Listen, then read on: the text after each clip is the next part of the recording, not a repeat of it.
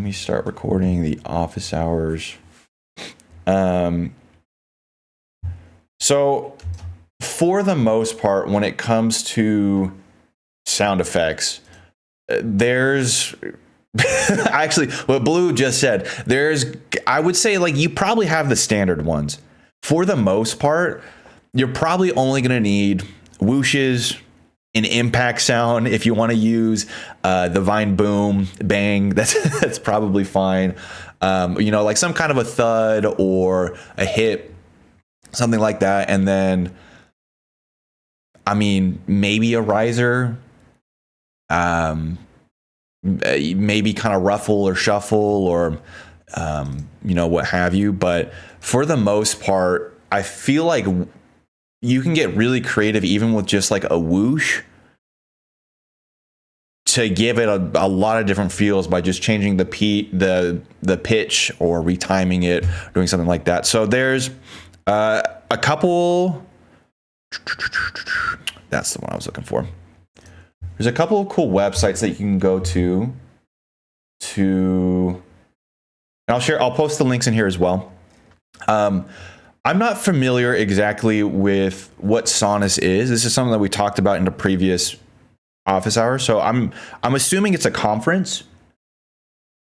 But in essence, I think this is a place where game designers, I'm pretty sure it's game designers, come together and they share resources and things that they worked on. So if I go to one of these meetings here, they have these giant audio bundles of sound effects that you can use.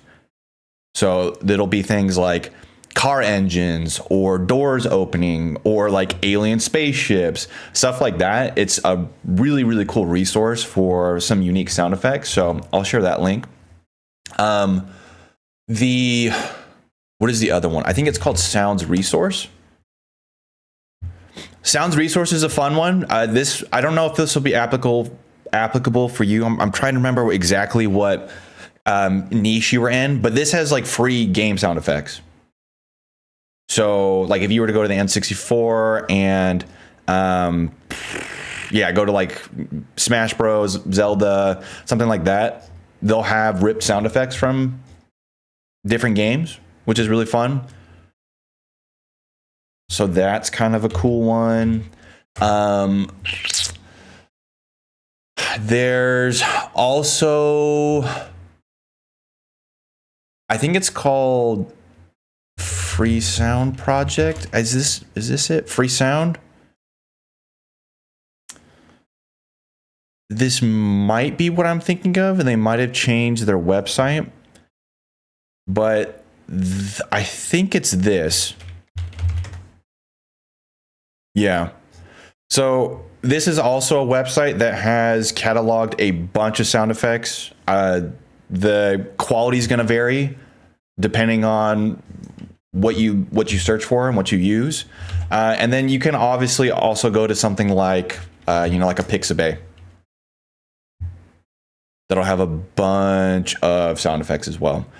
This is going to be like more traditional stuff. So this will be like your whooshes, your risers, your dings, your rings, your ding-a-lings, all that good stuff. So that's normally a good starting point. What I would suggest doing, Raj, is as you continue to download these and group them and sort through them, I would just, and I think we talked about this in one of the general chats, just get in the habit of organizing them as you begin to use them.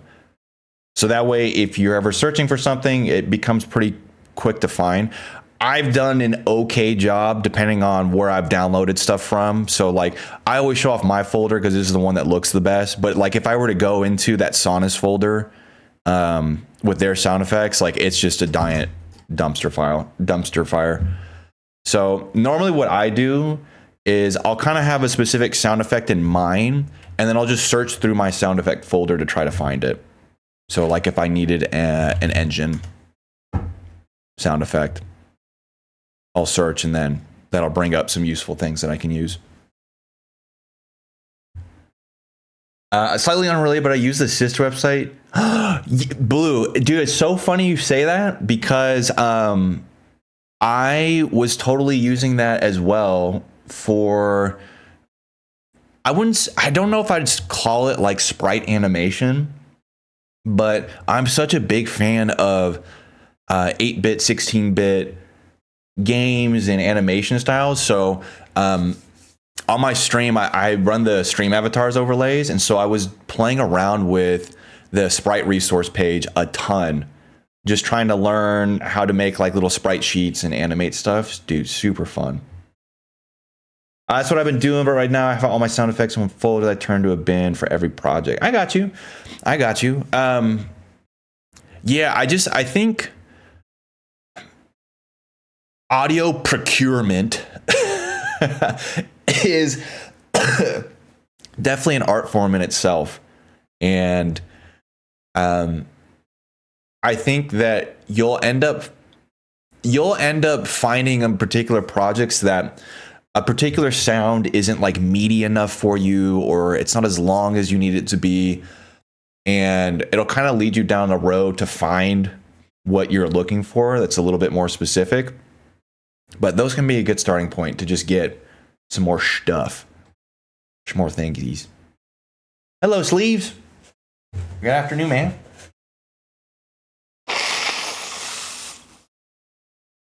I'm finally getting over the booger cold as well. I think last time we chatted, I was definitely mid snot zone, so we're finally getting over it. Messing with EQ or clip speed can give you a bunch of different variations too. Yeah. So like, I feel like we might have done this example before in here, but like we could take something like this, right? And it's going to be really loud, so let me lower the volume just a little bit. Right? So we got this explosion sound, and what Blue's kind of hinting at here is that just by even applying a low pass EQ where we cut off all those like high pitch frequency sounds, what you get is actually a bass hit. Or it's kind of like an underwatery sound. So you can do the opposite as well, where you put on a high pass, and let me grab the right one. And then you almost have like a cymbal hit. You do things with like pitching it as well.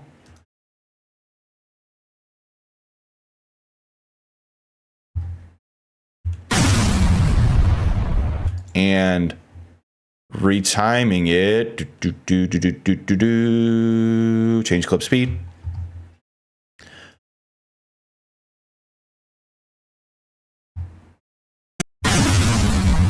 Oh, that doesn't sound good. But you get the point, right? So sometimes what'll end up happening as well is when you're working with sound effects, if you're looking for like a very specific feel, right? Like it's got either a certain clarity to it or a certain weight that you feel like the one that you're working with doesn't quite have. Instead of spending the next 2 hours searching for that like one sound effect, excuse me, what often is a better solution is to start with the one that you have and then begin to work with the equalizer, the pitch, the retime controls, and layering it. So like a really common technique as well with stuff like this is to layer your sound effects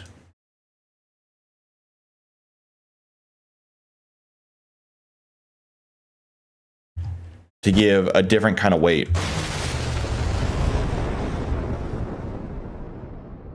I'm sorry, is this like super loud for you guys? It's kind of hard for me to tell on my end. I can turn it down if it is. It's loud. Okay, I'm sorry. Let me turn it down. That's still crazy loud, or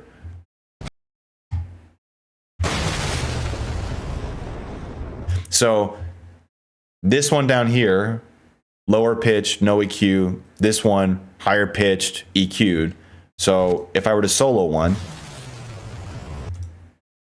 and the other, when we combine them, we have a much fuller effect. You can even do things as well with like panning sound effects to be left and right. And I don't think it's worth touching on it right now because it might lead to like a giant wormhole, and I'm not qualified to talk about it, but you can even go into like Fairlight and do stuff with the width of it.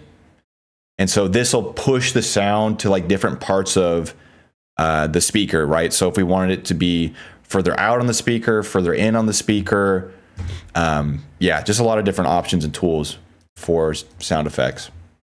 Rajat asks, how do you know if your effects are loud enough or not too loud? So Raj, have you been in here when I've talked about kind of the 3 ranges for audio that are a good starting point?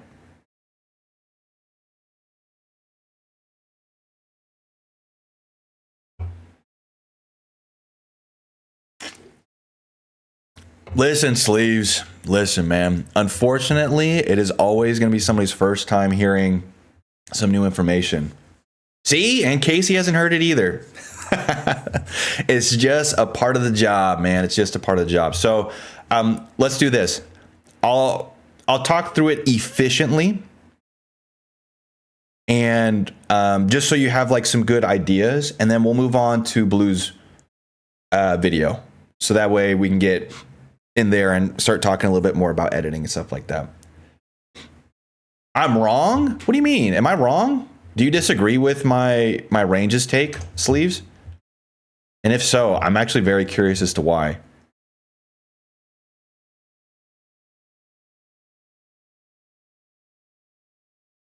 Please tell me why I'm wrong. I am always trying to learn.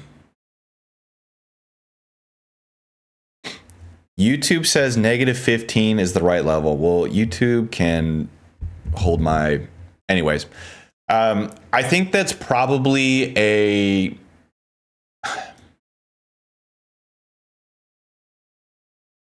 I guess what I would say is that sound is all relative, right? So if YouTube is recommending the peak be -15 or... Oh, is that LUFS? LUFS are different than decibels. So let's just go with decibels, right? So like if YouTube is saying your peak audio should be -14 dBs, then relative to that, there's 3 different ranges that I think work well. So I'm going to talk through, yeah. So I know I've talked to this or gone over this before with a few people in here. So I'll try to move quickly and efficiently through this conversation and talk through like some good ways of applying it. What's up, Faco? Oh, my freaking goat. Good to see you again, man. We're blessed by your presence. How's the week going? Just go off vibes and raw dog it? I mean, honestly, it's not bad advice. At the end of the day, if it sounds good to you, it's probably all you really need. Okay, so we're going to do a quick audio 101, and I'm going to move quickly. Generally speaking, this is not sanctioned advice. This advice is not backed by the doctrine of editing principles. It is not been approved by the Editing Coalition of Hollywood Editors. This is Brandon's rule of thumbs that I think work decently well. So I like to think of audio levels in terms of 3 range. You have your primary audio, secondary, and background. Okay. Primary.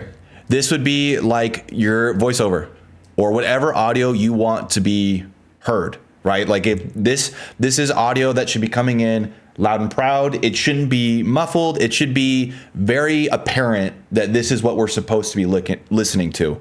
So this could be voiceover, or it could like be music, right? Like if we're having some kind of a montage, some kind of a transition, some kind of impactful moment where the music is carrying the weight of the scene, could totally be music. If normally though, you probably don't have these both happening at the same time. There's instances where you can, if there's like a big chaotic, energetic scene or emotional moment, like, you know, totally okay. It's just the idea is, what do you want being heard? When we have something in this primary range, it should be intended that it's very much guiding whatever, or it should be driving this scene. So typically, and I kind of mess up on which numbers I put here, so don't be mad at me. This should be -3 to, I would say, like -10 dB. What do I mean by -3 to -10 here? When you play audio back in DaVinci Resolve, and I'm going to dim it so that it doesn't blare out eardrums here, right? Most of the time, if you download music or sound effects from a licensed, respectable source, it is going to be normalized at 0. So all the way to the tippy top. When we talk about audio scales, 0 is the loudest, and then we go down from there. So when we're adjusting volume levels for music or voices, a lot of times it's really easy to work with when you download from something like Epidemic or Envato or Artlist, or, you know, wherever you download your stuff, because it's been normalized to peak at 0. So when I play this, let me find my mixer. See how it's hitting 0 on those peaks?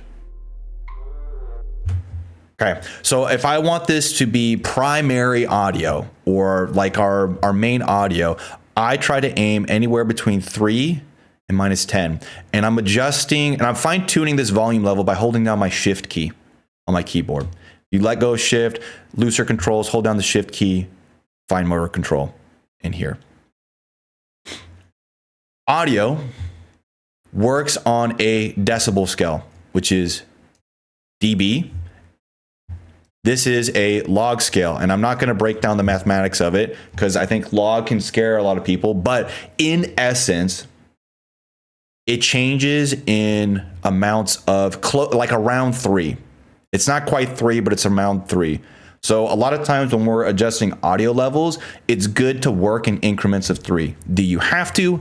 No, but it's not a bad idea. So like if somebody says this feels a little too loud, try adjusting it -6 dB. If they're saying it's a bit too loud, try adjusting it -3 dB. Okay, so that's our primary audio.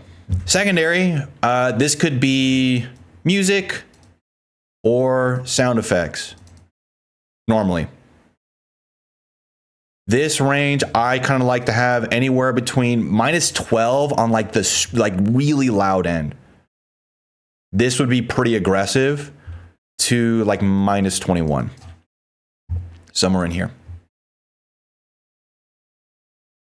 These would be things that you want heard, but not in the way. So whooshes, music that is, you know, it's kind of helping push the scene along, but it's not so loud that it's like overwhelming the foreground. Well, if it isn't Mr. After Effects, hello, Mr. Blender. So this is secondary. I kind of like sitting right in here, right in this range. Again, do you have to? No.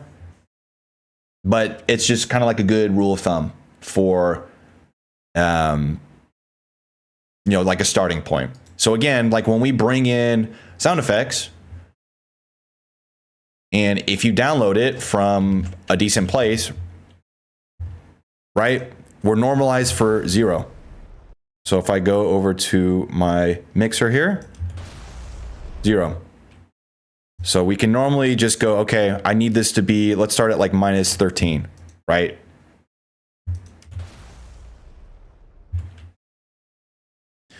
Normally as well, DaVinci, and I think a lot of other editing softwares as well do this with the meters. When you play back your audio, and if I haven't mentioned this yet, I'm assuming we all know what this is, but the mixer is up in the upper right hand corner here. There's two audio meters on the edit page. There's the mixer and the meters. This is your overall volume level. This is your combined mixed volume level. The mixer will split up into your individual tracks, and then it also has your combined bus as well. So, when I play this, sorry, if it might be hard to see in Discord, but in the bottom right hand corner, see how we enter in this yellow range? That's kind of like that secondary range, right? It's the like we're approaching the point of being loud, whereas in here, when we hit those red values, we're getting pretty darn loud. All right. The other thing to note is that just like the color page, when we talked about crushing values a while ago with Tim and losing information, the loudest point we can hit is 0. So generally speaking, if you can avoid hitting that ceiling, which is why we say -3 and not -0, you're a little bit safer. Your edits you're giving yourself some room in case things begin to peak. If you go past -0, this is when, yes, that's exactly what peaking is. You lose information, and that's when you get those really crunchy noises in your videos. which sometimes can be a choice. It can be a choice that you can make, but yeah, I guess that's where I'll leave it at, because I think if I start to explain more, I'm gonna invite more questions than answers. Exactly, just like queso, man. Okay. He said peaking is exactly what I do all the time. All right, buddy. So background audio. This is stuff that we don't want getting in the way, but we want used to fill ambiance. Okay. This is audio that can help fill in some of the dead space in your videos, and it gets rid of like the eeriness of an edit. I don't remember who had brought it up, but we were talking about audio in a previous office hours, and somebody was mentioning that a good idea, or I guess an idea that a lot of real grown-ups do when it comes to editing, is they will just record the ambient audio of their office or their recording studio, just to have those like subtle buzzes and fan noises from the computer, or like the humming of an AC generator. The room tone. Thank you.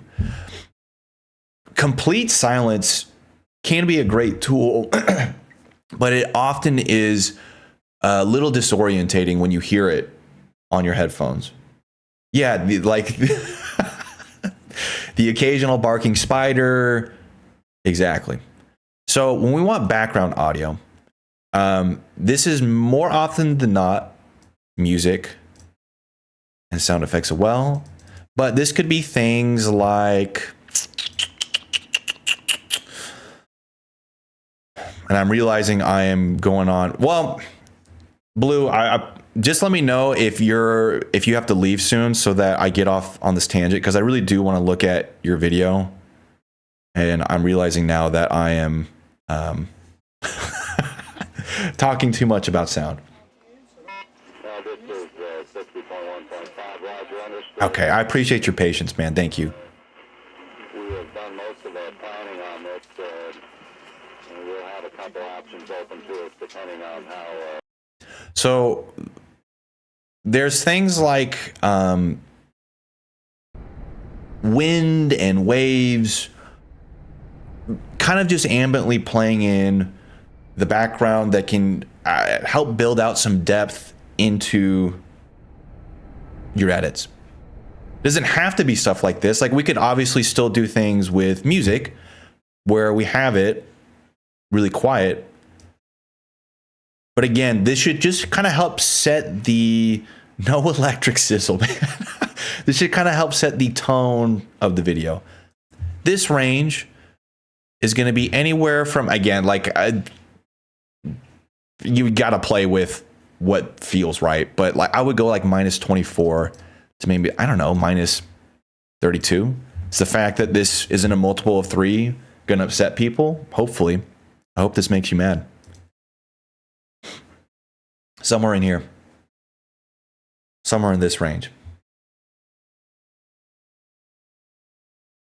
So, Raj, to kind of circle back to your original question,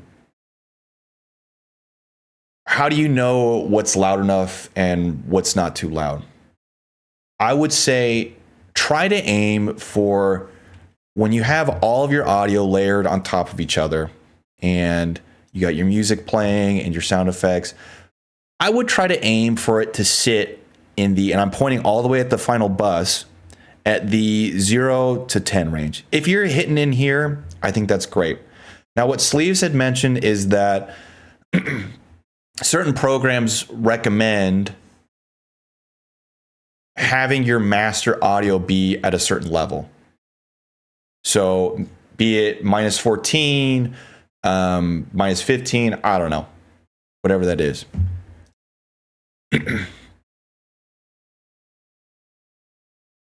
Fairlight and DaVinci Resolve are pretty stinking good.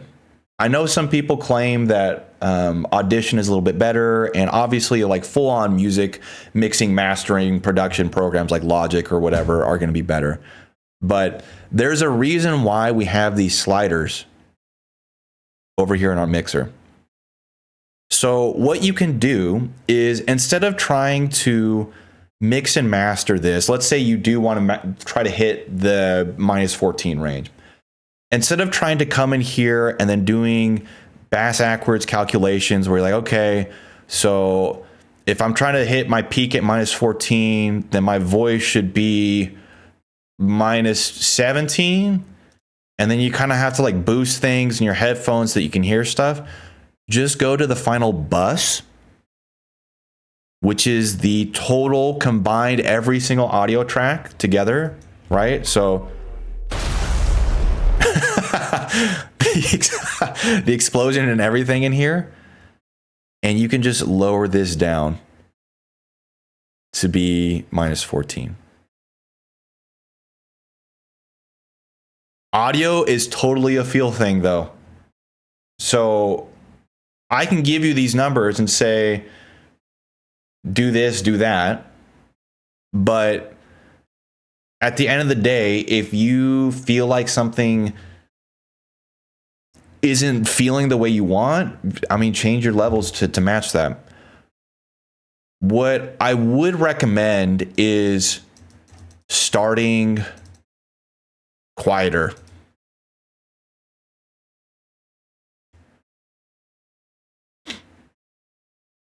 You can easily kill an edit, easily, by blaring out people's eardrums to the point where they like physically can't watch the video with sound on.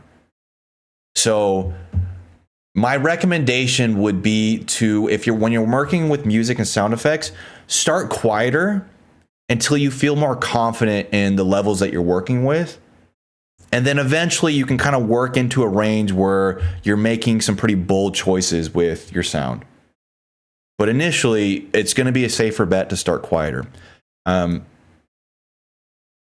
is this all sounding? I know I've talked for probably the last 20 minutes about audio. Do you guys have questions on some stuff like this? Does this make sense? Is this helpful? If, as people type questions, the only other thing, the only other tip that I think I'll recommend for Fairlight, actually, Does anybody have questions? Before I want to share one final thing, and then we can move on. Brother, get in DaVinci Resolve. The fact that you're still in After Effects is really pissing me off in the year 2026. Like, can we got it. Faco. Okay, it's a new year, it's a new me. We're going to show patience and grace to our fellow editors, no matter how wrong they are. You should make a video in Blender. I'd recommend listening to audio with headphones. They also, that's a great tip. I would really recommend editing with headphones on if you can. And at the end, play it through your phone or through speakers. There's like anybody who's kind of familiar with the music production world, there's a thing called the car test, where after somebody makes a song in the studio or with headphones on, they'll go and play it in their car to see how it sounds. So edit with your headphones on if you can. And then at the end, if you have speakers or you can play on your phone, do that as well. Because that's at the end of the day, that's how a lot of people are going to be consuming what you put out there, is through phone speakers. So yeah. The last thing that I'll say is, we talked about how when you download sound effects and music from normal websites, so you're not going to somebody's random Google Drive or whatever. Remember, they come in normalized at a peak audio level of 0. Let me dim this so that I don't hurt anybody. The reason they do this is, one, it's nice to all have the same starting point. Two, what it's really geared for is to set up your audio tracks to be pre-mixed. So I don't have this because I'm a degenerate. But let's say, for instance, you can set up your Fairlight page to have certain sound effects tracks pre-mixed to be -15, or to have your music tracks pre-mixed to be -30. So instead of me going in and fine-tuning my audio, I can literally just take it from my media pool, drop it in here, and it's good to go. So what is this music 1? Okay, so I'm going to undin this. Hopefully I don't blare your drums. So now our music is pre-mixed to be -30. So you don't have to do any fine motor control. It's just drag and drop the audio in. It kind of seems like a dumb thing, well, then I don't have control of my audio, whatever. It's one of those things that if you set it up correctly, can save you clicks. So just throwing it out there to be aware of. It's a tool to put in the tool belt if you want to use it. I personally don't do it because I'm still a little baby, but it's an option.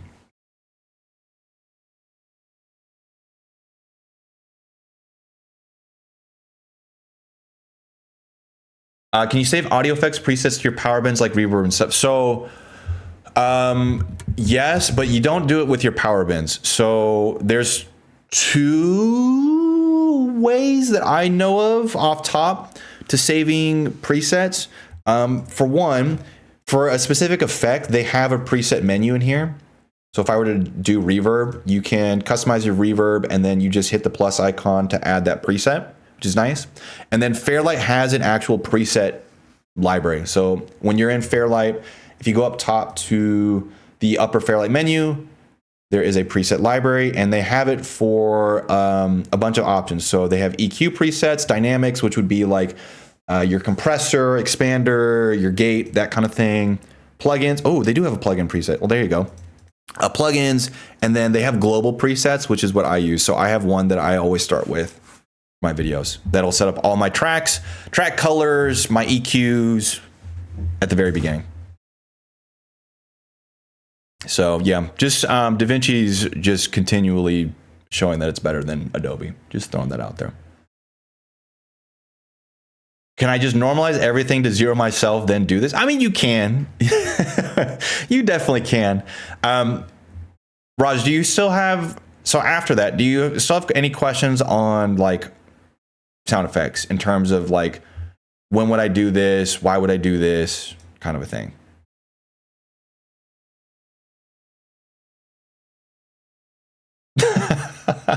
Faco, you're a clown.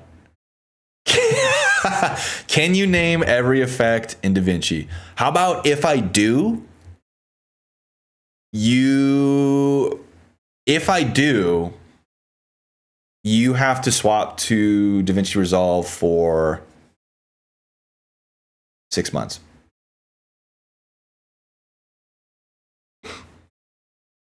What happens if I can't? He has to give me his Twitch Prime. Okay, bet. Yeah, so that should hopefully be a good starting point for audio levels and volumes. Yeah, I think I'll hold off on like the EQ spiel because I've done that a few times, and that's probably plenty of information.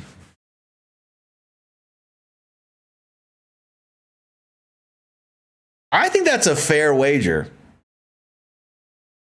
Because either way, I'm getting paid, which to me is a win. Name every menu option. When you right click on a bin, I want you to be able to name every menu option and go. What's up, Knox? Happy Thursday, man. Happy Thursday, happy Thursday. All right, we're going to do a little change of pace, and we're going to spend some time watching Blue's video.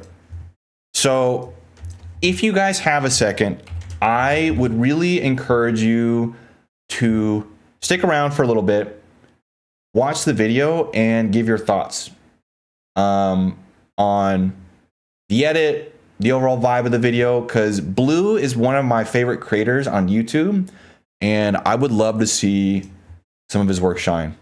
So Blue, do you want to come up and give a little spiel?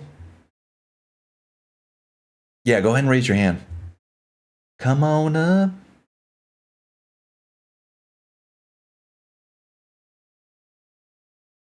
Hello, hello. Hello, hello. How we doing, man? Here, we're doing all right. Hey.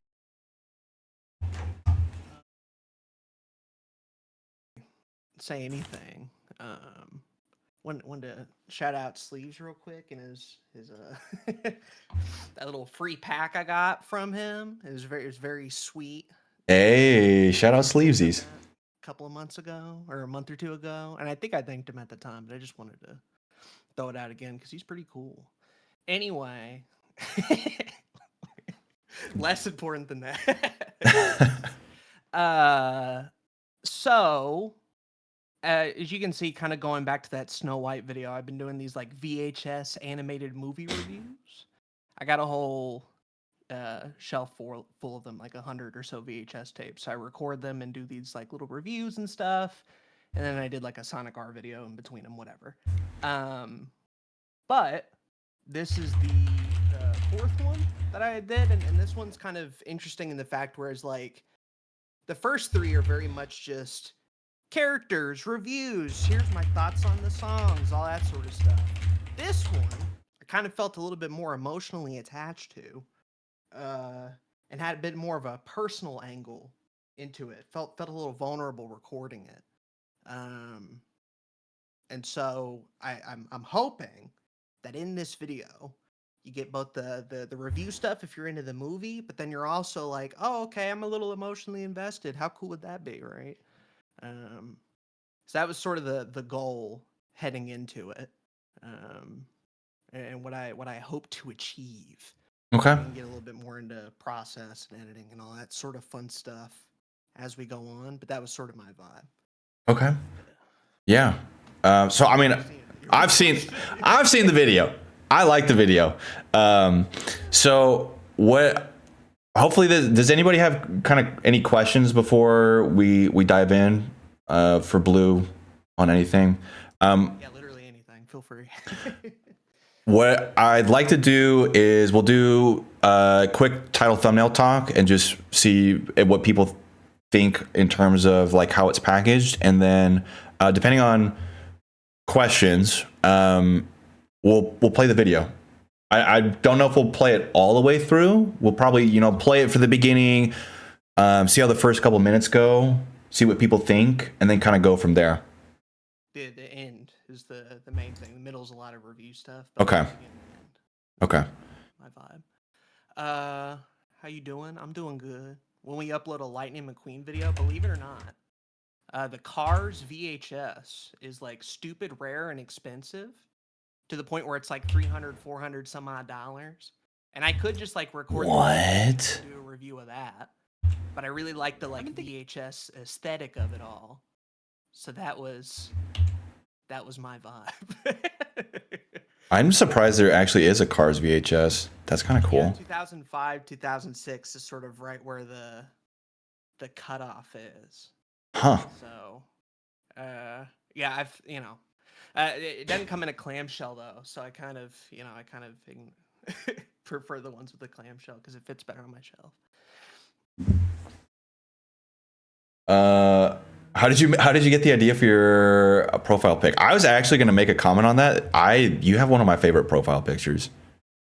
Yeah, I had commissioned somebody who did like some sprite work. I wanted like a couch, like a little blue couch I could show off in videos, and he made that for me. And I'm like, yo, sick work. And he's like, by the way, I watched some of your videos, and I just made like a pixel art version of you. And I'm what?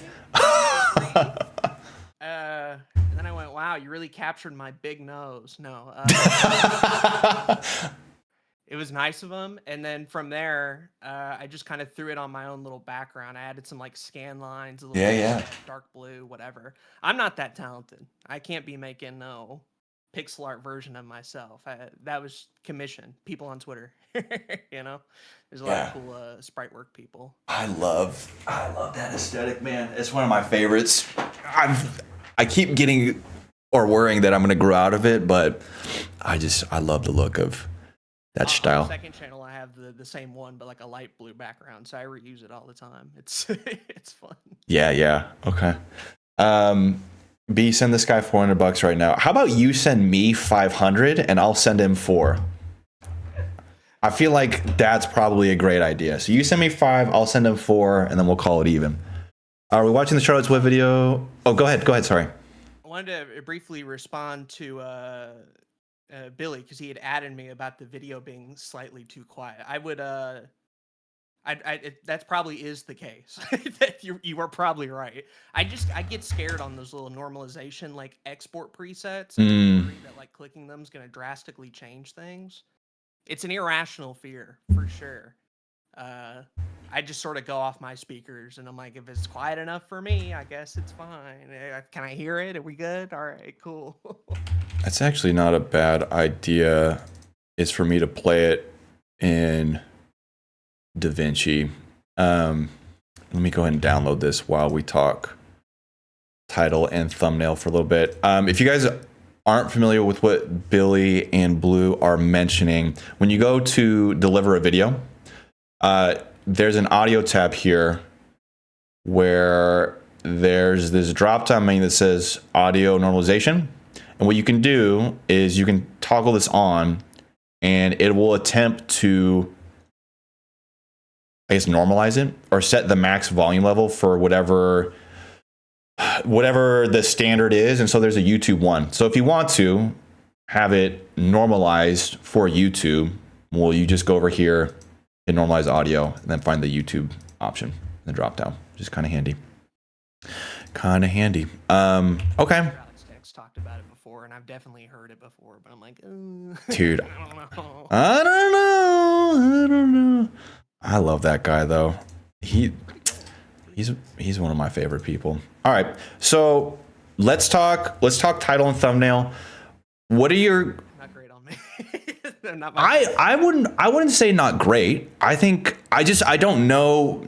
I'm kind of curious what you guys think about this style of thumbnail and title, because I've seen a lot of videos that have similar aesthetic that are like video reviews, or kind of like, I'm trying to avoid the word niche, but it'll be like a very specific random, like somebody will do a review of I don't know, like this is not that random, but like the 80s Transformers or something like that. And it'll have kind of like a similar style to something like this. What do you guys think? Title, thumbnail. What are you using to download? It's called Stasher, Faco. It's stasher.io. Just to break down a little bit of what it is, it's a background from the film. Little blue color overlay, vignette, a frame from the movie, from my VHS capture, scaled up. Which is sick. Because Charlotte's a very small character in the film, because she's a spider. And then this font's called Cracker Winner, and the pink is from Wilbur in like another scene. I had like 2 or 3 thumbnails, and this was the one I ended up with. I could share those other ones, but the first one was kind of goofy. It had like Wilbur in a bathtub and then me doing like a what face? Maybe it's a little confusing. Maybe we should just have it be Charlotte, and that's what I landed on. Title is gas, but Charlotte gotta stop looking at me. Hey, ball, I think it's time we take a lap, buddy. Hey, yo. Let's take a lap, man. It's also similar to the other thumbnails I've done with these video reviews, right? So the Snow White one is her on a green background. Catstone Dance is the main character's on a yellow. Spirit on a blue. Sonic on a purple. It's very much character background, 1 or 2 words. So my idea was that hopefully if you like those other 3, that 4th one kind of fits together a little bit. This one hadn't been doing very well, so. I like it. Maybe the foreground doesn't stick out as much as it should. Maybe blur background and outline Charlotte in white. Just spitballing. I'm no expert. Right when I see this, my immediate thought is that this is something that I'd randomly get shown on my YouTube front page with 3 million views. Whoa. That's premium. Premium. Because I'm like, what about Charlotte? Yeah, I'm a big fan of the title. I think you changed this. Didn't you have something before? The original was Charlotte's Web humbled me, and then the thumbnail had humbling in the but I'm like, there's no reason to say both. Yep. Yeah. Then it was separate. I don't know. I'm not any title suggestions better than. Yeah, no. None of this is my strong suit. Video editing, sure, but like title thumbnail is just something I'm like last 5-6 minutes, like like, oh, I got to do that now. No, I think this is a really strong title. I think with a title like this, we could sit here and brainstorm some different directions you can take that would be equally as strong. I don't know if it would be stronger, but the thing that works well is that it's very apparent what the video is about, and there's a strong emotional pull, advertisement in as few of words as possible, which is always a really, really good thing. Is just someone broken a beast too? Probably, man. I will say I had somebody come in the other day. I started locking the door because I had this lady come in to try to start selling me Spectrum internet. Oh. Yeah, I was like mid call, and she just walked through the door and like walked into my office. She's like, "Hi, are you happy with your internet?" I was like, hey, "Who are you?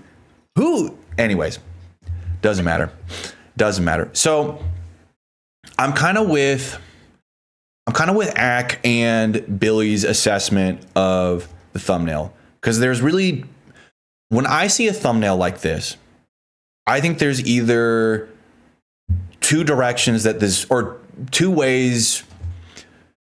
There's 2 sides of this coin. One is, this is like a 10 million viewed video. And I think the reason why it comes across this way is because it's laid out really well. We've got our subject right dead center, simple text. I would say the colorway looks somewhat decent. So to me, this communicates that like I'm a good creator that's I'm not like OD trying on the thumbnail, like I don't have the big challenge base, overly smooth, hyper realistic, super contrasted, blue sky, green grass thumbnail. So to me, this seems like somebody who probably, is like an insightful person that has made a good video. Or I could read this as amateur. And I don't say that in a bad way, because YouTube is it's the home for amateur filmmakers, hobbyists, people who have ideas that they want to express. But the reason why it can come across this way is because it doesn't have that extra, like just junk, textures, particles, whatever. So I think if you wanted to, there's a couple things that you could do to try to improve the overall thumbnail clarity. And most of them, in my opinion, would come down to just simple changes with colors and the background. So like, for instance, for the background, I think Charlotte, even though you have the dark outline here, I wouldn't say she necessarily blends in with the background, but she definitely doesn't stand out. So something as simple as, and I'm guilty of giving this advice over and over, but the reason I tend to give it is because it normally works pretty well. Later, Ak, good luck with, oh wait, did he already leave? He already left, never mind. Screw that guy, that guy sucks.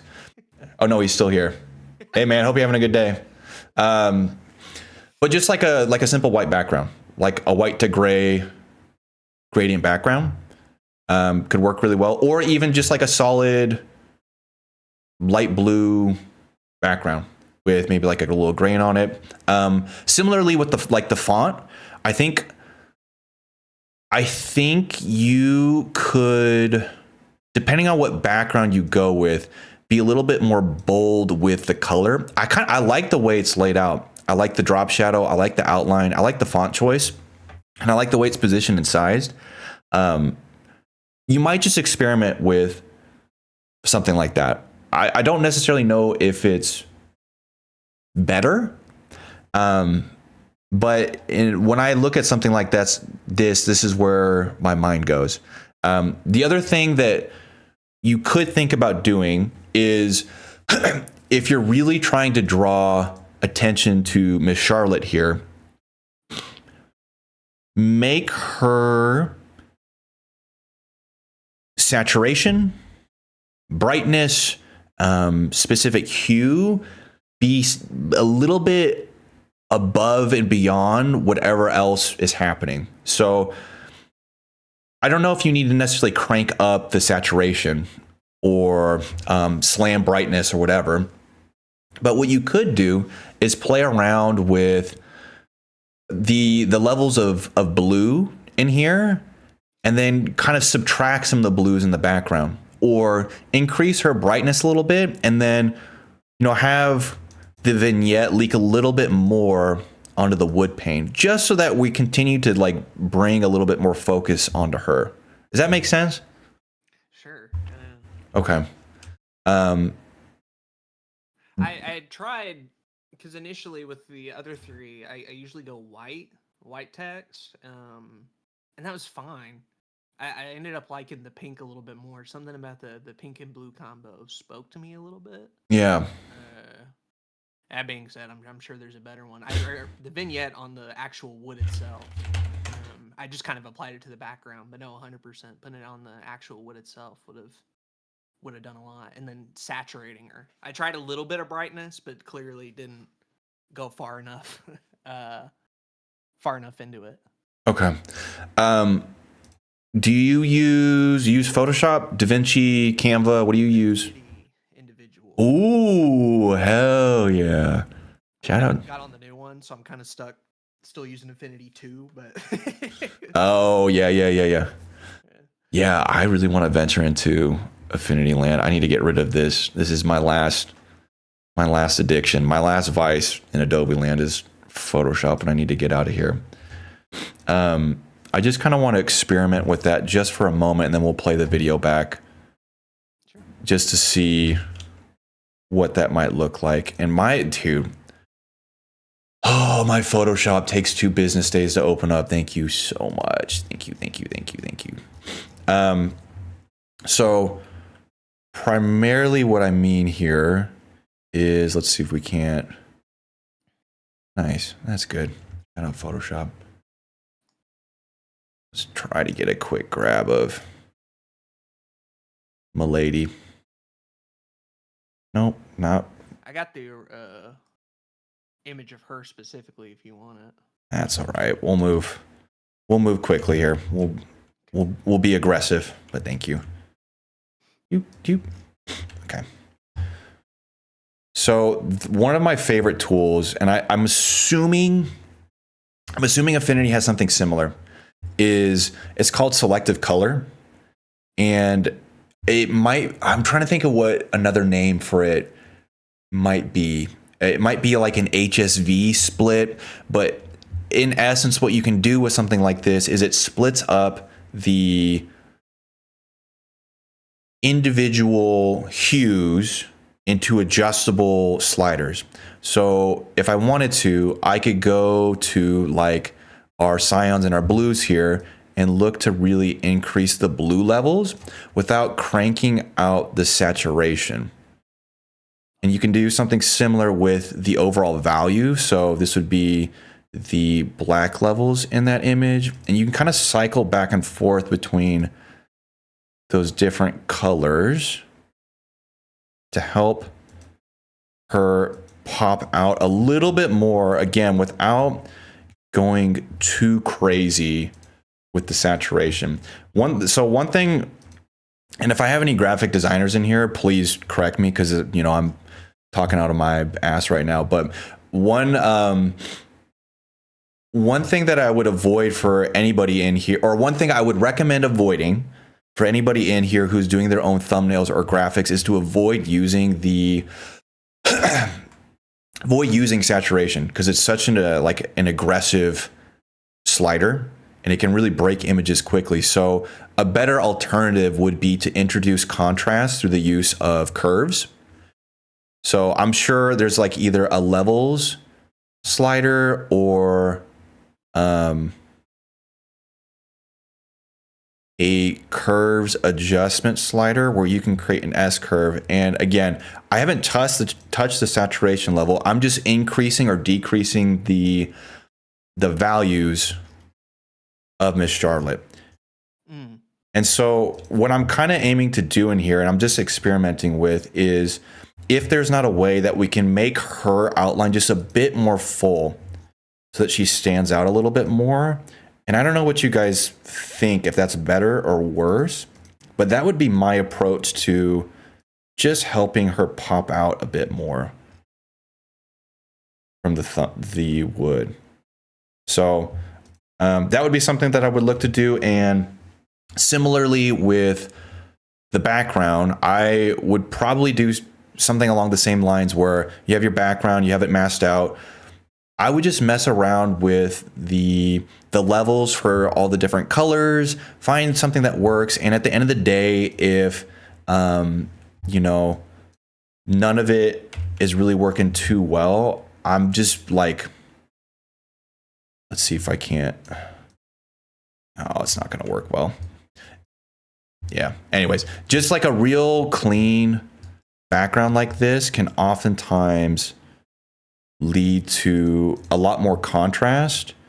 And yeah, it's just not going to work well. But just something like that to play around with could be good, just to like A/B test. But I do think the thumbnail, I know we've talked about it at length at this point, but I think it's a good thumbnail. Most of what we're talking about now are like small changes. The overall presentation of the thumbnail and title is good. Once you get into the minutia of it, is it going to be the thing that like makes or breaks this YouTube video? No. Like, us going through and like messing around with like selective colors and contrast isn't going to generate millions of views. Could it help? Sure. Sure. It's not a bad thing. It takes a little time too, right? Yeah. Right. So it's like, it's a time versus reward question for sure. So just wanted to throw that out there. Okay. Let's look at the video now. Okay. Aggressive sliders, what a White Castle spicy option would be called. Yeah. I love the energy going into 2026. I'm sure I'll just say this up front before we get into it. I'm sure you noticed compared to the Sonic R video, this one is a little less active. A lot, like I'm not hitting you with a bunch of stuff right up front. And so I don't know if I'm just hedging my bets here or whatever, but like if you like an editor's editor and you really trying to be impressed with the Blue Couch Productions video, the Sonic R one's pretty good. That's all I'm saying. But this one's good too. This one's good too. I'm not complaining or nothing. I just anybody says, that's a little basic. I would have done a little bit more here. Like more power to you for sure. I just different kind of video. Yeah. Okay.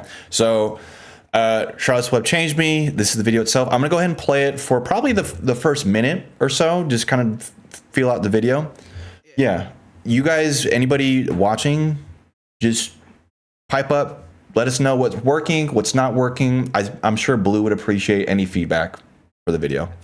Okay, I'm gonna go ahead and give it a play. Let me know if audio needs to be louder or quieter. I've been thinking back on some early childhood memories. One I have is distinct as day. I was in kindergarten. I was having trouble tying my shoes. I know, it's not something all that complicated, especially for a 6-year-old, but for whatever reason, I just couldn't figure it out. And I had a mean kindergarten teacher. You know, the type of teacher who's a little too old to be teaching? She fit that bill pretty well. And for whatever reason, on top of the stress and the failure of figuring it out, I broke down. And I remember we go to recess, and I'm still trying to figure it out, and I'm still bawling and having all these issues. When all of a sudden, a girl in my class walks up to me and goes, "Here, let me show you how to do it." And I don't know if I got it that day or if it took like weeks later, but I remember the stress of it all kind of subsiding and withering away. I think back on that. Anyway, today we're talking about the 1973 animated classic, Charlotte's Web, released by Paramount and animated by Hanna-Barbera and Sagittarius. They never be talking about Sagittarius. You might know Hanna-Barbera is the studio behind Scooby-Doo, as well as a bunch of other properties, and watching any bit of Charlotte's Web will give you that impression. It feels like a lot of the human characters specifically come out of any Scooby-Doo mystery, especially in their walk cycles, but also the way they... Okay. So we're about a little over a minute in. Are you guys, at this stage in the video, I think good feedback would be, are you wanting to watch the rest of the video? Are you curious about the next things that are going to happen? Or how did you feel about the intro? I'm not crazy about the intro. I didn't feel like the title thumbnail was rewarded. And then you jokingly disregarded. Ooh, some tough words from Faco. How do you feel about that?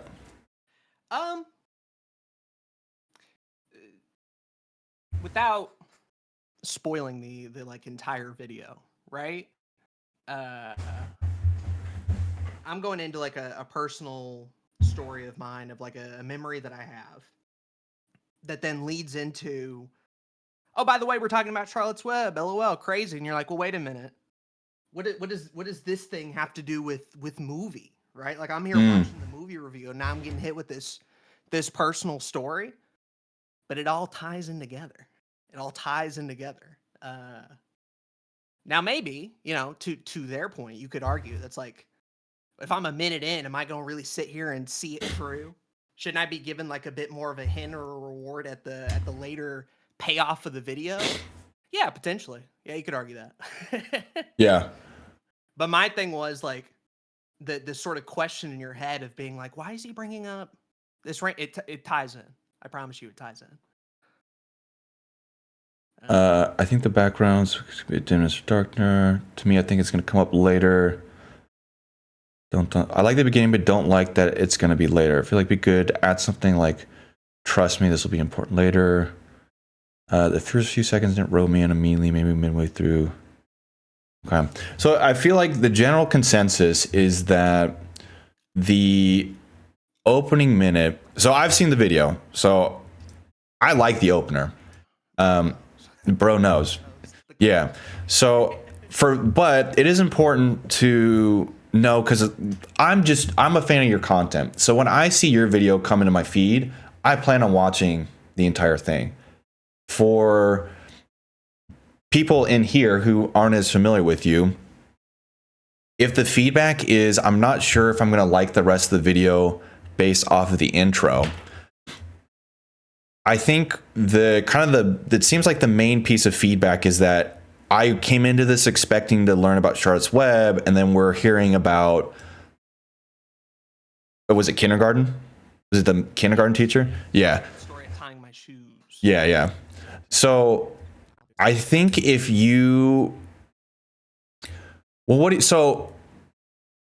what would you guys do differently if you would? And it, like, you know, I hope this all goes without being said that when we're providing feedback to Blue, one, there's not like a correct answer. So, and even if we don't like his intro, no, my feelings aren't hurt. Feel free. Like, go right ahead. Well, I'm just saying, even if we don't necessarily like his intro, we're a small pool of people here, right? So there could be thousands of others that do really enjoy it. So just be aware that, you know, we're kind of in a little bit of an echo chamber at the moment. Viddy said, I actually really enjoyed it. Okay, so Viddy's team intro. I feel like it's foreshadowing for a later point. I think at least a grain of Charlotte's Web would have been good. That way I have an idea of where we're going. Yeah. I think I kind of side with Fako on this one, and in that if you were to redo this, and I don't think there's a need to, I feel like you could almost open up with something here. Well, actually, I don't know, man. I'm just... Here's the thing, right? Yeah, go ahead. In the Sonic R video, which is before this, I have like a little running gag where I'm like talking to a therapist or whatever, and it's like this comedic stuff, and it leads into like me talking about the different points of the game and why I enjoy it, whatever. And when I was editing it, I'm like, man, people are gonna watch this and then be like, oh, why is he talking to the therapist and joking around? I came here for Sonic R. So I added in the little comedic bit and just went first point and then shuffled the emotional stuff a little bit later. It's a common complaint I get, especially with some of the movie review stuff, is like, people are not necessarily caring about what you're doing right at the very beginning. You can do that, but often it feels like, at least based on comments I've gotten, of people being like, oh, yeah, I kind of want the movie right within the first 10 or 20 seconds or so. And Yeah. I've heard the complaint, but man, is it so hard when you have an idea or a story or like a little bit of investment going into it to resist the urge to lead with that, because that's what excites me. Yeah. You know?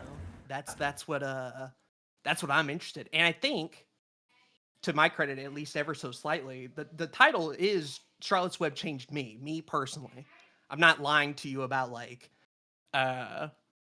Charlotte's Web is secretly dark or whatever. Like, the video is focused on me. Yeah. But Yeah. I that made sense. No, it totally does. And I kind of side with you on that one. I think if my only piece of feedback, because I do like the intro, so this is my take on it, which means I'm right. So I think that one of the only things that I might change is having some kind of maybe an analogy, a simile, a metaphor that's a bit more on the nose, comparing Charlotte's Web and, like, you know, why it's impactful to you. But I do like opening up with that story. One of my favorite creators, so this is a sidebar, is Tech Dweeb. I've been super deep into the retro handheld world. I love his channel. And one of the reasons why I watch all of his videos is because he does something very, very similar.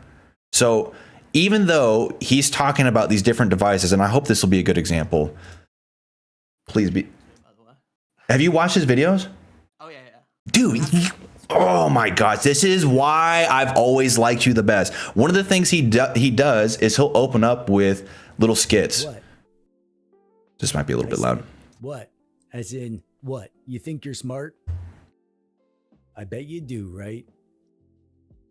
Oh yeah, freaking smart boy being all smart over here. Is that you, Mr. Smart? So even though this video is about him reviewing this device, he's having this like play conversation with it. Now, the difference between this and your video is that, you know, he's talking about the device that he's going to review.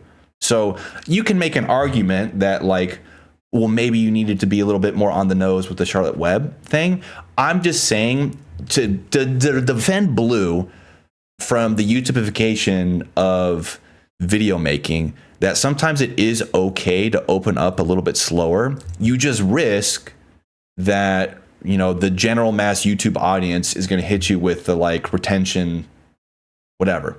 So is there a healthy balance between the two? I mean, probably, right?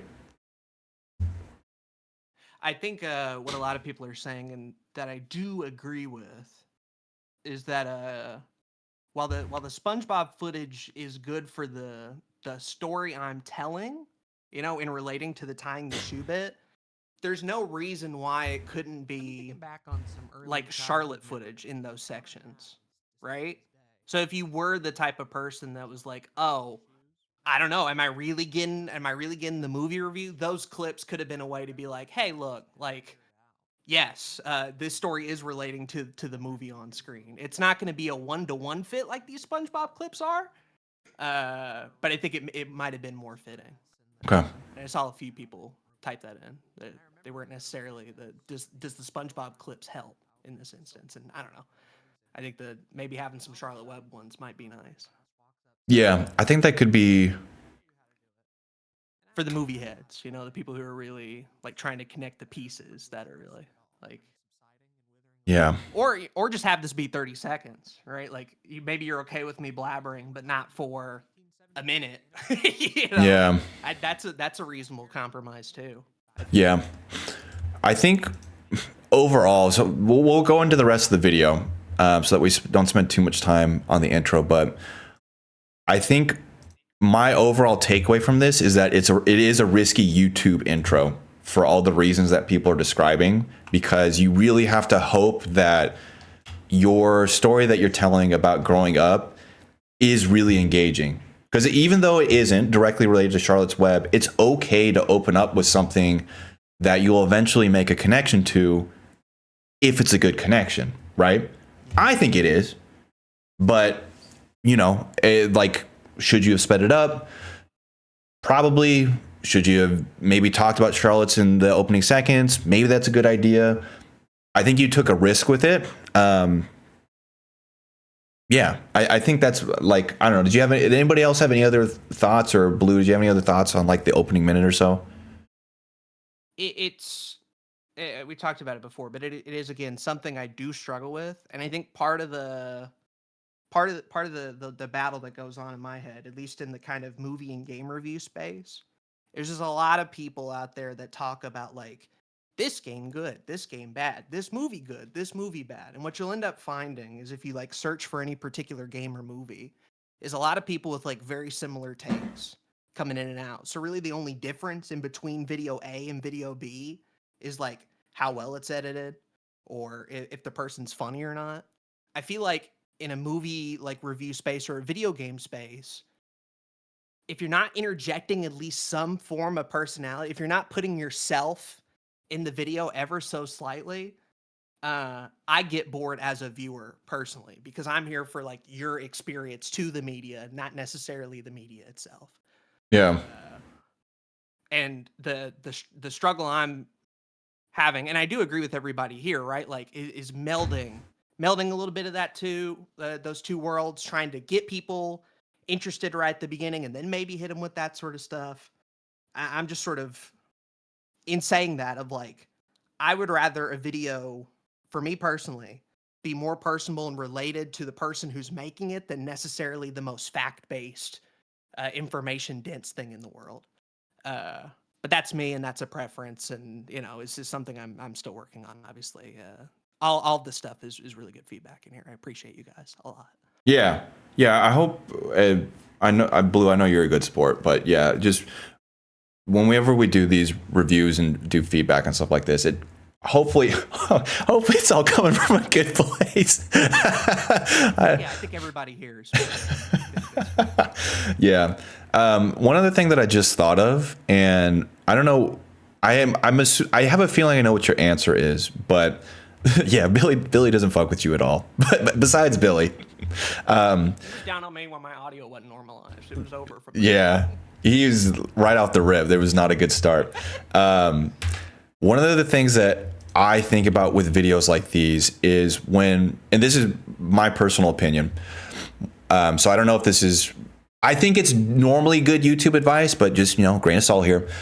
Whenever I see videos like these on like a very specific subject. So there was a video I watched recently, and you might have seen it as well, Blue, on like the history of Pokemon pixel art. Super cool video where he broke down how the designers put together these incredible characters and how they were able to give them so much personality with only 4 colors and a really limited space. But there was like a 20-something minute video.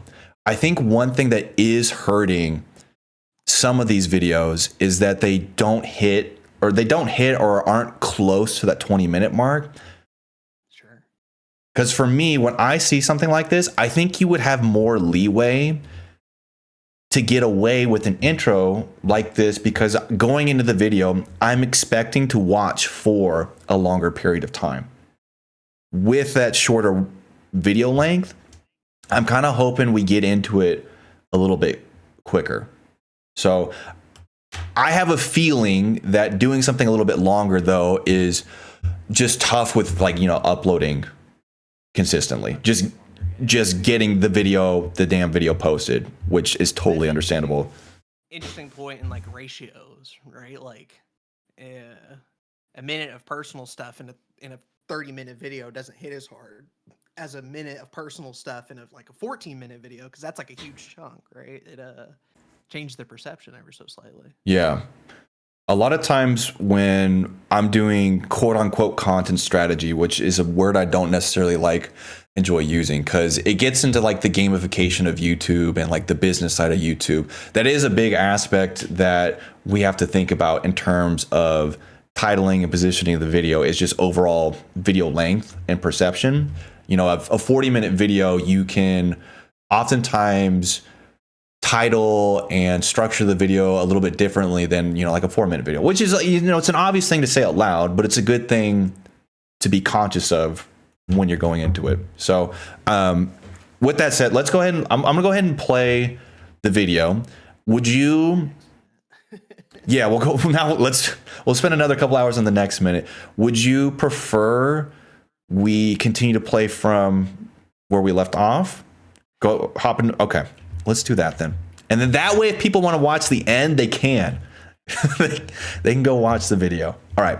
So let's go ahead and play another couple minutes or so, and then give some more feedback. Thank you guys as well for everybody who's sticking around and helping. I hope you know that this stuff is really, really great for Blue, myself, and when it's your turn to get feedback, we will do the same. So just throwing that out there. Yes. Viddy mentioned the little wavy grid that comes up when the clips do. All that is, yeah, right here.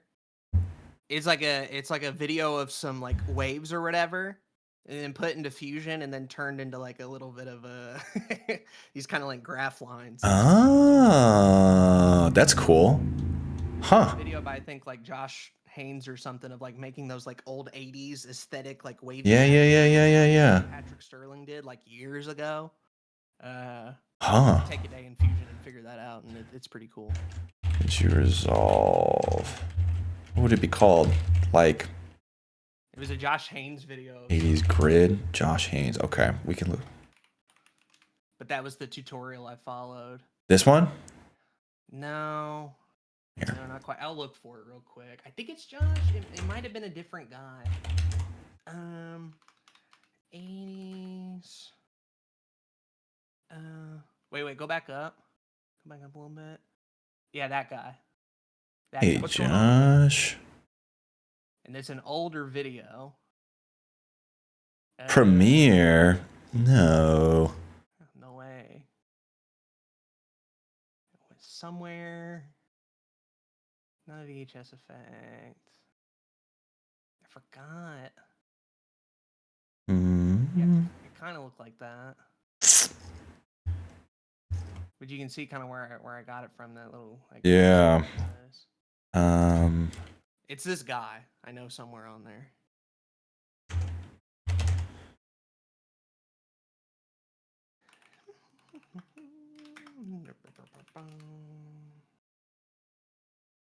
I don't know. We'll find it. Anyway, someone mentioned it, and I'm like, I gotta. What's going on, guys? Welcome back to the channel. Today, What's up, guys? It's your boy Josh Haynes. I think it's this one. That's the one I just had up. Maybe. what's going on, guys? Welcome back to the channel. Today, I'm going to show you The information out, but because this no has textures coming through. Oh. Not so lucky. Not so lucky. Yes, A-Ball, I did. I did see that. That was super cool. Super, super cool. Yeah. Dude, I feel like the Optic Boys have been kind of cooking behind the scenes. Just throwing that out there. Just throwing that. All right, let's go ahead and give the video a couple more minutes to play. Anyway, today we're talking about the 1973 animated classic Charlotte's Web, released by Paramount and animated by Hanna-Barbera and Sagittarius. They never be talking about Sagittarius. You might know Hanna-Barbera as the studio behind Scooby-Doo, as well as a bunch of other properties, and watching any bit of Charlotte's Web will give you that impression. It feels like a lot of the human characters specifically come out of any Scooby-Doo mystery, especially in their walk cycles, but also the way they talk. I can't get over how, like, Scooby-Doo background characters these guys look. Like, this Pop especially is just straight out of an older episode.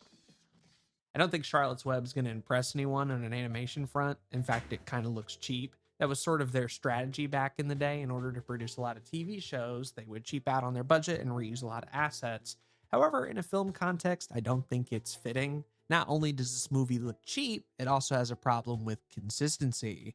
Wilbur looks different in almost every shot, and I get that he's growing, but it happens so often that it's low-key distracting at points. That being said, it's not an ugly film. I do like a lot of the backgrounds, but still they play a small part. One thing I like a lot, though, is the soundtrack, more specifically the songs, done by the Sherman Brothers of Disney fame. You might know them from Mary Poppins. I feel like every song in here is an absolute bop. From the Fair Song being a duo between Templeton and this crazy goose. A fair is a veritable smorgasbord. To the talking song where Wilbur says like 13 words that never is used in the English language. I'm loaded with loquacity, my vocalized vivacity is tough. And my favorite, Mother Earth and Father Time, talking about the relationship between time and nature and how one influences the other. The summer larks return to sing. Oh, what a gift they give. A common complaint with this movie is that the songs are distracting, and while I wouldn't go that far, I would say that they are a little too frequent. Very rarely do some scenes get to breathe because we have to go from one song to the next. Oh boy, the fair! It's kind of like the olden days Twitch comment, you know? Before Twitch was a thing, this is how people kind of like socialize. But you know me, I'm a character first guy, and thankfully the characters in this are really good. We'll start with the side characters and move our way in. You have a goose that repeats every other word, her gosling, Joffrey, who ends up being Wilbur's friend. You have a racist sheep as well as cows and horses. You have Fern, who takes care of Wilbur, her brother Avery. And side note about Avery, he's kind of a comedic, bumbling character that isn't in the movie that much. But I really like how they introduce him. Through one scene, you get his entire personality without any dialogue. Check this out. I don't fuck with you. If those characters were good, then Templeton is truly great. He's the rat on the farm, often being lazy or being motivated by food. He's an absolute joy to watch. Funny as hell too, especially at the fair. What really gets me about this character though is that he's not an asshole to anybody. Self-centered, sure, but he does help Charlotte and Wilbur often because he's the only character with opposable thumbs. Watch this movie next time and realize how important Templeton is to the overall plot structure, and you'll appreciate him as much as I do. Tie one end to my tail, will you? Templeton knows where this is going. He's just here for the food. He don't give a fuck. That's Henry Gibson voicing Wilbur. All right. So we're about 4 minutes into the video now.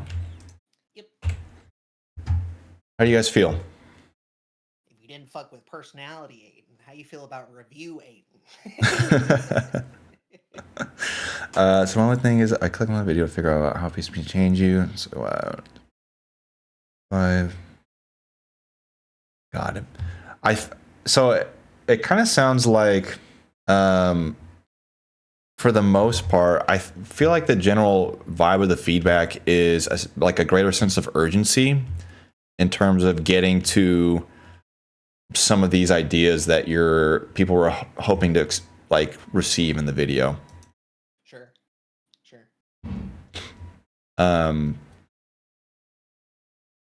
Yeah, so I watched this video growing up, which is why I was like, I'm curious what Blue has to say about it. Dude, this song, I don't remember what it's called. I have vivid memories of this song, like just kind of weirding me out as a kid. I didn't feel comfortable when this song came on. Oh, it's so good though. It's so good. It didn't make me feel safe. And when Templeton, I don't remember what he eats, but when he's fat like this, I definitely remember him. It's later on, yeah. When he's all fat. Have there been any open loops? Haven't heard any. What do you mean by open loops? Is it background music or is it super? Say it again. Yeah, I'm interested what he meant by that. There is background music in it. Brandon playing it through DaVinci. It's a little quiet right now. I have it on, dude. I have it on one of my mixed audio tracks. This track has voice isolation on it as well. I hate being it. Been background music throughout the entire video. I'm just a meatball, man. I'm so sorry. With Review Blue. Yeah, I do too. I think one of the things that you do really well when you get into the actual review mode is I like the brevity at which you bring up different things that are interesting. And I do think that you have some really interesting talking points that, like the fact, this is one of my favorite moments when you call out how Wilbur is different in all these different shots. That's something that's super interesting to me because that communicates a lot of different ideas. I think that I understand as well where people are coming from, where they're hoping to see Charlotte, see how it changed you a little bit sooner. So I think this is something we talked about in a previous edit of yours, Blue. Maybe one thing to keep in mind moving forward is to plant a little bit more seeds of context early on in terms of some of these ideas that you want to bring up, plant them a little bit earlier and maybe just be a little bit more aggressive with it and see how it lands. Yeah. It's just for because this might be the last of the video, but like structure wise, how this is sort of put together, just for anybody who's a little like confused ever so slightly. We have like an opening story, chunk of review, then it's another story, then it's a chunk and review. And essentially, for those who haven't seen the movie, something happens to one of the main characters that is a bit traumatic. And at the point in which she leaves the film, we kind of shift over into talking about like the relationship between creation and life, the sort of responsibility I feel, and sort of the whole like last 6 or so minutes is delved into that. So I don't want anybody to feel like, oh man, he doesn't touch on it at all. The way I was structuring it was like, we're gonna give you a little bit of hint with the personality stuff. We're gonna talk about the movie in general for those people who are interested in it, and then I'm gonna hit you with the piece that ties it all together and the connection stuff there. Yeah. But you know, like to your point though, right? Like it doesn't have to be in these isolated chunks, right? Like you could have a bit more review in the personality story, or you could have more emotional bits in there or whatever else. It's I guess the thing I'm learning, right, is like, just because I have like a 14-minute video don't mean everybody's going to sit all the way through it to get what they came for. And I'm just sort of assuming as like the person making the video of being like, oh, well, if you sat down to click and watch a Charlotte's Web video, like you're going to sit through it and get all of that context. Yeah. Mm-hmm. That's not an accurate assumption. Yeah. I think it's so tough with videos like these because it like the balance you have to, or the thing you have to balance is making a video that you think is just a good video. And I personally, I really enjoyed the way you put together this video. I really liked the opening. I like the bounce back and forth between the video. Could you improve it? Like, yeah, I'm sure, you know, there's ways to improve the flow or the points that you're talking about. But it's like, how much do you make it for YouTube? And versus like, how much do you make it for you, kind of a thing. This would fall down like all those techniques that are like always talked about, where, you know, like you front load value to make sure people know that they're getting a good video, or you click confirmation with thumbnail. So like all those ideas that I'm sure you're aware of, but that doesn't necessarily equate to like a meaningful video. And so sometimes, and I'm just kind of speaking out into the air, I'm not necessarily like this is something you should change or do or whatever, but sometimes what ends up happening is when you make videos that are for you, and it's a good video, and you know, you've got some good structure, it's not boring, it's not flat, you're talking about something that's interesting, this ends up just building more trust than anything, which can be a really, really powerful thing. So even though you might not be hitting all of the big notes here, sometimes that's okay, because the people who do enjoy this video, they're going to come back for the next one, which is really powerful. I think it's hard to find a balance between how much information do I need to give to make my point about this piece of media, and it's really hard to pull off. Yeah, I think that is really hard to pull off. Maybe even a line like, this movie affected me in ways I wasn't ready for, but why? And then go in the video. Yeah, that could be an interesting facet. Something hitting me a little bit too right now. Go ahead. That maybe might sort of where the disconnect's coming from ever so slightly is like, all four of those videos, Snow White, Cats Don't Dance, Spirit, and Charlotte's Web, are reviews. Like, I'm talking characters, music, drama, all that, and at the end I give like a little score. And in those other three, it is mostly review stuff with like an occasional little bit of like commentary on some like larger points, right? For this video specifically, I'm not leading you up front with Charlotte's Web review. I'm leading you up front with like the personality stuff based on the title and or thumbnail. And I'm almost thinking ever so slightly of like, just because the other three were reviews doesn't mean this one necessarily has to be the review. I could have cut this down for like 6 and 7 minutes and just get the emotional resonant parts to it. And you might not even necessarily need the review parts altogether. I don't know. Yeah. But that's how I thought about it, building them, of like, well, the other three reviews, I'll make this one a review too. But maybe if the emotional stuff is truly what I'm selling and what I'm most proud of, like getting to that like quicker and not even necessarily having like the general review points, cutting them out might not be a bad idea. I don't know. I think a positive takeaway that hasn't been stated yet is that nobody has complained about anything in the video itself. So, like, you've done a great job with your camera setup, the lighting, even though you don't have like that heavy blue orange split tone grade, like this looks really good. I think the pacing at which you're delivering the information is really good. If I hadn't absolutely destroyed your audio, I think we would all agree that, you know, like the audio is really good as well. So when it comes to editing the video, and I think you had said in the description you had worked with an editor or whatever, all that aside, I would continue to trust your editing instincts on videos like these.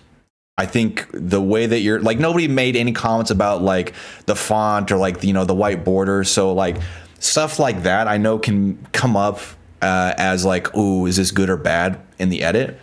Continue to trust your good and bad instincts. The final thing that I'll say, and you know, if people still have thoughts and opinions, feel free to share, is that this is only 4 days old. So all the things that we're saying right now about, you know, do this, do that, could all become mute next week. For your channel size, all of your videos have more views, at least 4 times as many views per subscribers, which is fantastic. So I'm hopeful that as the weeks go on, this continues to pick up traction, because I do think it's a good video. I really do think it's a good video. I think you've done a good job with it. And I hope that at the end of the day, after like all the things that we've talked about in terms of like pacing structure, you know, like things to consider moving forward, balancing information versus emotional connection, I hope that you understand that this is a good video, and any analytics that you're probably getting back in the first couple days I would not overanalyze them, because the sample size is just too small to know like, oh, watch time is bad, click-through rate is bad, whatever. I guess just for the first like couple of days, the average view duration on this right now is currently at around 5-6 minutes or so. Like 7 minutes or something like that.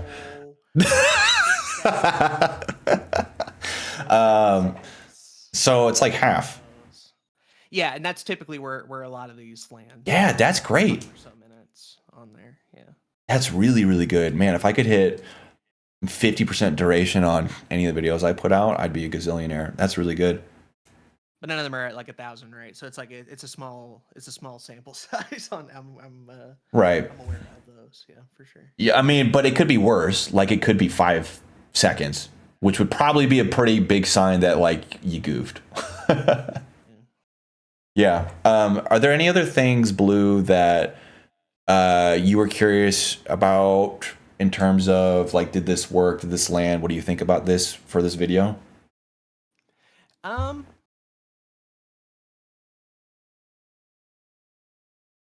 For this, I mean, I feel like we've kind of touched on the main thing. It was just sort of like how can I going forward sort of blend in the more like personal sides of me with the funny review stuff without like putting people off.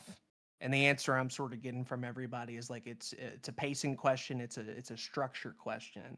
It's a if I had thought like even a little bit ahead on title and thumbnail until after the video was made, right? Like, you know, I could have structured it more going into that, like lean into it a little bit more. Yeah. Okay. Yeah. I guess the other thing, just for you personally, and I guess everybody else, but for you personally, like more VHS reviews like this, or is that what like? Are those good to watch, or like? Because I've had fun making them, like, and I've gotten quicker at them. Like this one took about like 2 weeks or so. Sonic R video took like 8 days. So I'm moving through them pretty quickly. but I wonder, at least ever so slightly, if like, should I be going out and trying a different format, or is the VHS reviews like not interesting enough entirely? Should I be trying like other stuff? I don't know. If I was your content advisor, the only thing I would advise is more. Not in terms of frequency, but more video. So like what we talked about earlier, if you could aim to hit at least 20+ minute video where it's just the whole video is just so dense with little tidbits and cool things that you're pointing out, or even if it is just you pointing out like discrepancies that you found. You're like, on a rewatch, I noticed that Wilbur's 4 different whatever, and like you walk through the different character developments. I think that in the current YouTube landscape, those are the videos that are doing really well. I would agree with, I think, what everybody else is saying, and that I like these kinds of videos. These are the videos that I naturally am excited to watch, because I'm curious to look back on like nostalgia or niche things that other people find are interesting. Because I got enough tapes. To go through. Yeah, sure. yeah. So like, everybody in the niche down in a long time, right? So this has been the first little bit of like, oh, people are kind of interested in these. Maybe I'll keep going. Yeah. No, seriously, like I think this is a great niche to explore, especially if you're staying true to like the actual VHS format. You're not streaming them. That could be a cool thing to show off as well, as like the actual tape and the box art and stuff like that. I think could be really interesting. The background of this one, but yeah. Oh, I didn't even notice. There it is.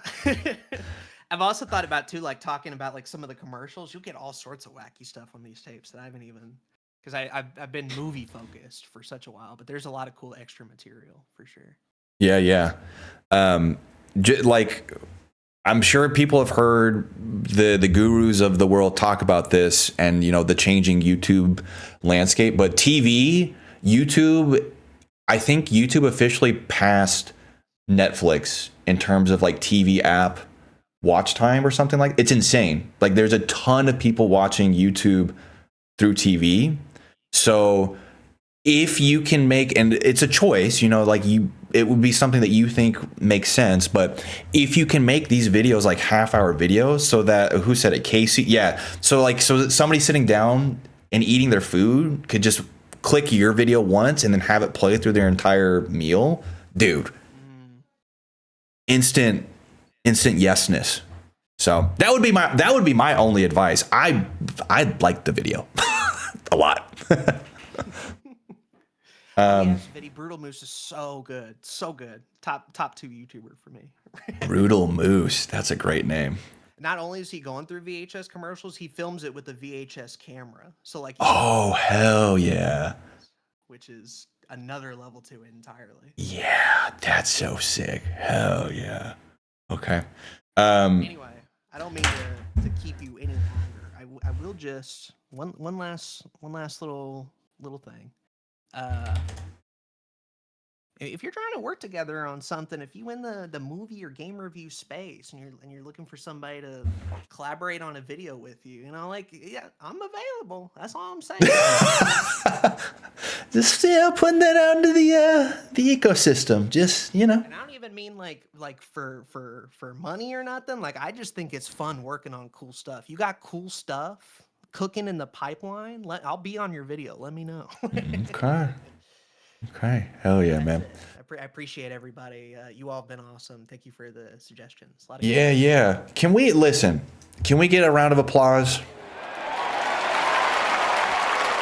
for Blue and you guys? Give yourself a round of applause. Seriously, it's so cool that some of you guys stuck around to help out as long as you did. That man, warms my heart. Blue, thank you again for being vulnerable enough to talk about this video, which I know is a special video for you. So I really do appreciate it, man.